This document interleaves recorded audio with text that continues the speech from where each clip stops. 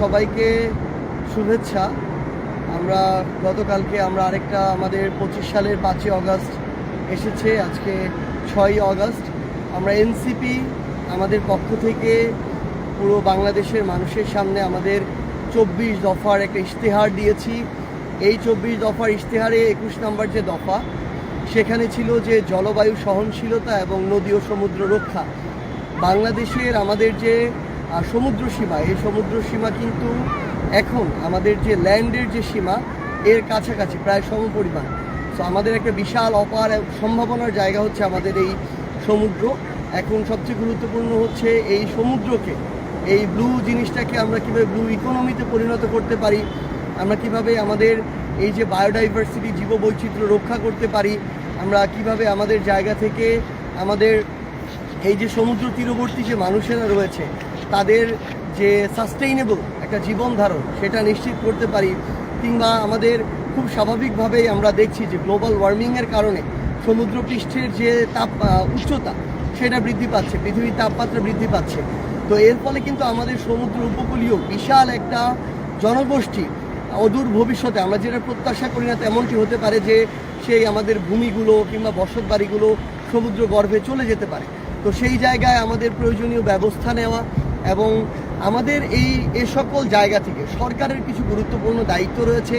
যেমন এই যে পূর্বাভাসগুলো দেয়া হয়, এগুলো যেন অন্তত একটা নির্ধারিত সময়ের পূর্বে দেয়া হয়, যেন এর ফলে মানুষের যে ক্ষয়ক্ষতি হওয়া এটা যেন কমে আসে।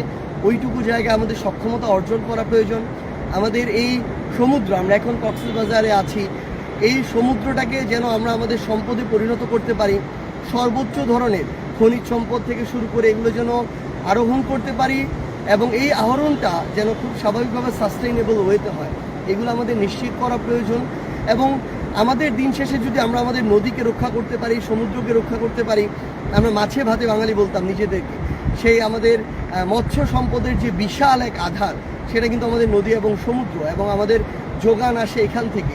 তো আলটিমেটলি আমাদের সব কিছু জীবন ধারণ, চলাচল, বসত বাড়ি, খাওয়া দাওয়া, লাইফস্টাইল আমাদের নদী এবং সমুদ্রের সাথে জড়িত। আমাদের এই জন্য আমরা মনে করি যে আমাদের এই টেকসই নদী এবং সমুদ্র আমাদের দরকার। এবং দিন শেষে আমাদের এই যে জলবায়ু, আজকে আমরা দেখতেছি যে কক্সবাজারে যেখানে সেখানে কয়েকটা ইট পাথর বালি এনে বিভিন্ন বিল্ডিং তুলে ফেলা হচ্ছে, কোনো ব্যবস্থাপনা নাই। যেখানে সেখানে মানুষ জমি দখল করছে, যেখানে সেখানে সরকারিভাবে সরকারের বিভিন্ন লোককে টাকা দিয়ে অবৈধভাবে লিজ নিচ্ছে। আমরা দেখছি যে সমুদ্র সৈকতের পারে এখানে প্রাচীর দেয়া হচ্ছে, আমরা জানি না এগুলো কোন গবেষণার ফলাফল আসলে। তো এই যে অব্যবস্থাপনা, আসলে এই অব্যবস্থাপনা থেকে আমাদের অন্তত যেগুলো পর্যটন কেন্দ্র আছে, আমাদের প্রাকৃতিক যেই নৈসর্গগুলো আছে বাংলাদেশের গুরুত্বপূর্ণ, সেগুলোকে আসলে রক্ষা করা প্রয়োজন। দিন শেষে এই পরিবেশটা যদি না থাকে তাহলে গ্লোবালি আমাদের জলবায়ু দিন দিন নষ্টের দিকে যাবে। তো সামগ্রিকভাবে আমরা আমাদের পক্ষ থেকে, এনসিপির পক্ষ থেকে একজন সাধারণ মানুষ হিসেবে বলবো, আমরা যেন আমাদের পরিবেশ এবং জলবায়ু নিয়ে সচেতন হয়ে উঠি। আমরা যেন আমাদের যে নদীগুলো রয়েছে, আমাদের সমুদ্র রয়েছে, এগুলোকে যেন রক্ষায় আমরা কাজ করি এবং আমাদের দ্বারা আমাদের কোনো পদক্ষেপের কারণে এগুলোর জন্য ক্ষতি না হয়, সেই বিষয়ে যেন আমরা আমাদের ব্যক্তিগত জায়গা থেকে, প্রাতিষ্ঠানিক জায়গা থেকে আমাদের কার্যক্রমগুলো পরিচালনা করি। এবং দিন শেষে এই ইশতেহারকে সামনে রেখে এনসিপি তাদের সর্বোচ্চটুকু দিয়ে কাজ করে যাবে।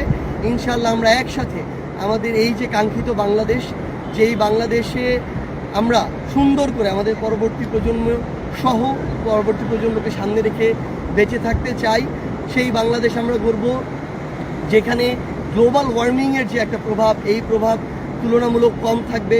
কার্বন নিঃসরণ করে ওই উন্নত যাদেরকে বলা হয় দেশ, তারা আর ভুক্তভোগী হয়ে আমরা আমাদের এই বিষয়ে বৈশ্বিকভাবে আমাদের সকল দাবিগুলো তুলে ধরতে হবে এবং আমরা যেন সকলে সচেষ্ট হই। আমরা যত্রতত্র প্লাস্টিক ব্যবহার এটা যেন বর্জন করি আমাদের জায়গা থেকে। এবং আরেকটি গুরুত্বপূর্ণ কাজ হচ্ছে এই যে অব্যবস্থাপনা, জমি দখল, মানে সমুদ্র পারে কে কতটা জমি দখল করে কী ধরনের রিসোর্ট তৈরি করবে, কি করবে, কে হোটেল দিবে, এগুলোর প্রতিযোগিতা চলতে থাকে।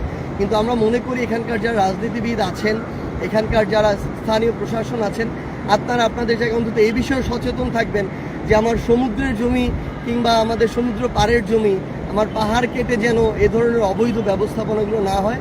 আমরা ইনশাআল্লাহ একসাথে আমাদের সুন্দর যে বাংলাদেশ সেই বাংলাদেশ গড়ে তুলব। ইনকিলাব জিন্দাবাদ।